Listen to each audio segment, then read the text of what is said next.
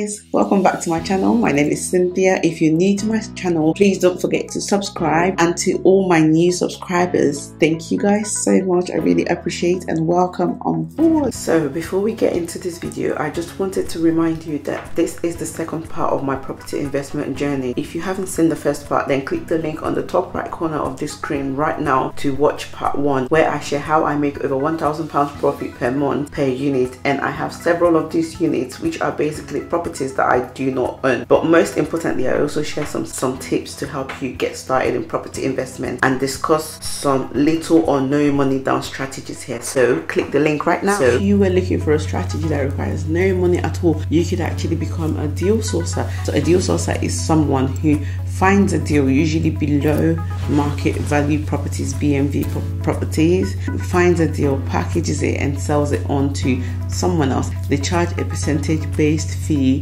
depending on how much money that they have saved you on that property, and you can make a lot of money. I know people that make 20, 30, 40,000 pounds a year, sometimes in 6 months. So there's a lot of money to be made, and you're also still seen as a property investor because you are investing in properties. So you just need to find what strategy works for you. You can do rent to rent like I did and I'm still doing. You can also do rent to essays, which is basically rent to serviced accommodation, which is basically where you rent a property and you use it for serviced accommodation, which is similar to what I did with the rooms that I put on Airbnb. Little or no money down strategies, which you can actually get into. There's quite a few others, which if you do your research, you will find out, because that information is literally readily available online for you to see. And you can also invest in training yourself. You can take up a property investment course, attend some of the free seminars. Obviously, I know now with everything that's going on, there might not be a lot of seminars, like physical seminars, but I think a lot of people are still doing webinars. If you just Google property investment courses, I'm pretty sure, I can bet you that you're going to see 1,000 of them. I don't have any to recommend, but if you just Google it, you will find a lot, and you can make an informed decision on which one you want to go with. So the second tip that I have for you guys is, once you've educated yourself and you've learned a little bit more about all the strategies, you now have to choose a strategy that works for you. Like I've said before, I chose rent to rent because it was the best for me. I had a little bit of money, didn't have money to get a buy to let and rent it out. We didn't have money for that strategy. We didn't have money to buy refurb, refinance, resell. We didn't have money for that. All you need is really just the basics. You don't need to go and get like a doctorate degree on how to rent or a master's degree on buy to let. No, you don't need that. All you need to know is to just know the basics, because you're going to learn along the way.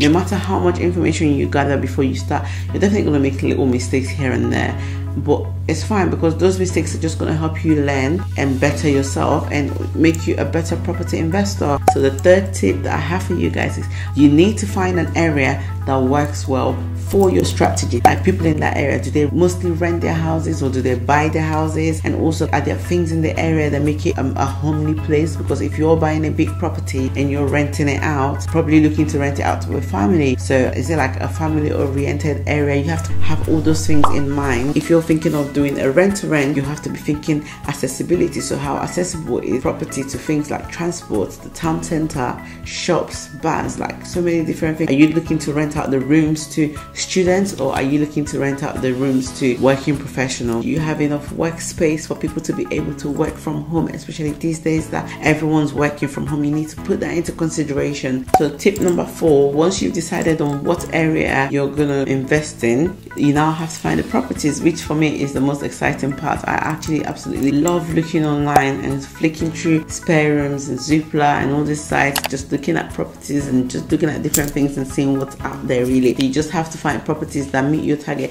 How many rooms? If you're trying to do a rent to rent, how many rooms do you want to get out in the end? If you're looking to get out 4 or 5, you don't typically need to get a 5-bedroom house. You can get a 2-bedroom house that has 2 reception rooms, or a 3-bedroom house that has 2 reception rooms, and that way you can still make 5 rooms out of the property. It's even a bit cheaper and you make better profit, because if you get a 5-bedroom property, it would basically be more expensive than a 3-bed. So looking for properties, you just have to do a lot of calls. You have to call so many people, because not everyone would buy the idea, especially if you're looking to do something like rent to rent. You have to call a lot of people, because not everyone will buy the idea of just giving you their property so that you can rent it out. And it's not called subletting, because a lot of people would say, oh, but that's subletting. No, subletting is different, because that's when you do it illegally without the consent of the landlord. And most times as well, when you live in the property and you renting it out illegally without the landlord's consent, then that's when it's illegal. So if it's all signed and agreed between you and the homeowner, so you and the agents, then it's not illegal. This is the best time to actually swoop into this whole rent to rent. A lot of people now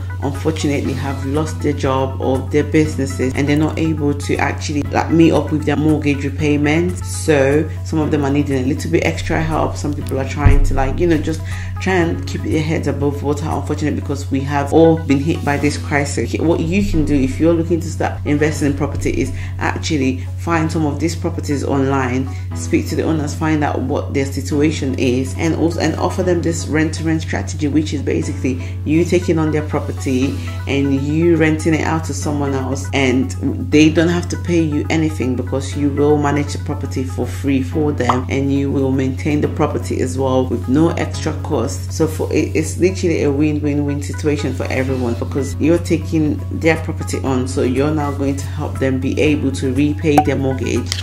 You're renting that property to someone else, so you're providing a home, a suitable accommodation for someone else, and you're also making money in the process. So it's literally like killing 3 birds with 1 stone, guys. Like, it's a win-win situation for everybody. So the 5th tip is negotiation skills. Honestly, guys, you have to be able to do anything in life. You need to hone your negotiation skills, as it will give you the ability to better control the deals you get yourselves locked into. You have to negotiate your way through a lot of circumstances in life. You just have to polish your negotiation skills. When I got my first property, I remember the agents told me the agency fee was £600, and I literally, when I said, I'm not paying £600, he said, unfortunately, that's the agency fee you have to pay to be able to take the property. I said, no, I won't pay £600. What is the best that you can take? He said they can only take £600. I said, no, I'm gonna pay you £300, because I think it's completely ridiculous that you're asking for £600 for me to be able to rent the property, that you're gonna be making 10% profit off of every month. I don't think you should be asking me for £600. I basically negotiated my way out of that £600, and I ended up paying just half of that, and I ended up paying £300 agency fee, and also the rent was £2,700, and I managed to negotiate £2,400 monthly rent. So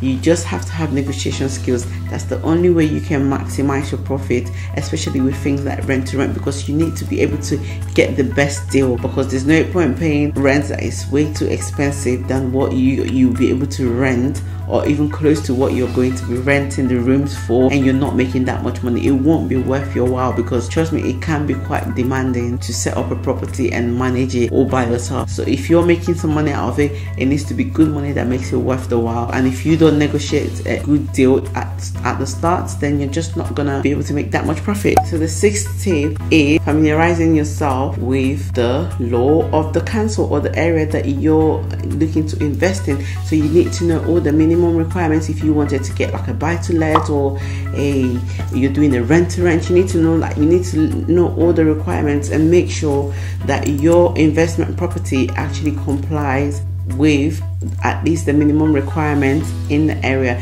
And you can find this information readily available on the council's website, and obviously even online as well. If you just googled in a few keywords and use like the areas that you're looking for and put it in there, you'll be able to find all the details that you need before you actually commit yourself to any property. Yeah, the last tip, which is one of the most important, is your attitude, guys. Your attitude will really make or break you in life. You have to have an attitude that is open-minded to try new ideas, no matter how ridiculous they may sound. Just get in there and try it with an open mind. And who knows, like, life is all about trial and error. You try one thing and it doesn't work, you learn from it and you leave it and you move to the other, to the next. And that's the only way we can progress in life. And the same thing goes with property investment. If you've tried something and it's not working for you, you just can't wrap your head around it for any reason, just leave it and try another strategy. So I just want to leave you guys with this again. If I can do it at 31 weeks pregnant,